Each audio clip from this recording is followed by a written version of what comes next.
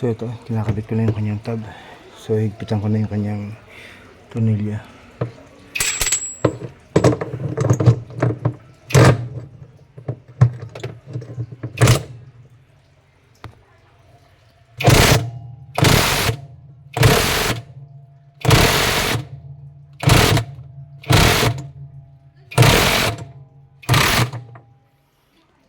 So kapag hindi professional technician at walang ganitong power tool, mahirapan siya tanggalin yung tab na yan.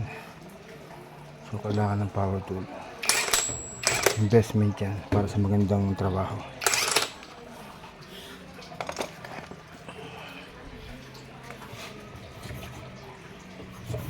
So okay na, higpit na.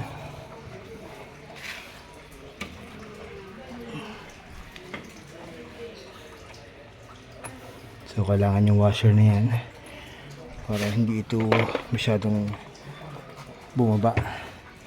Hindi siya sasahid sa mga side na yan.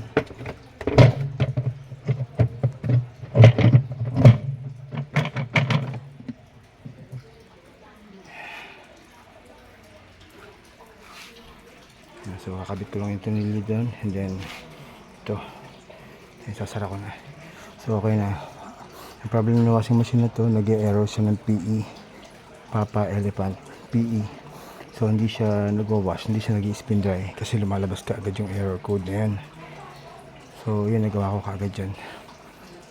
So pero merong nauna nag-try magbalik ng mga wiring, hindi rin naayos. Pero nung ginawa ko siya, yan, okay na kaagad. Actually nakagat siya ng mga daga, ang daming putol na wiring.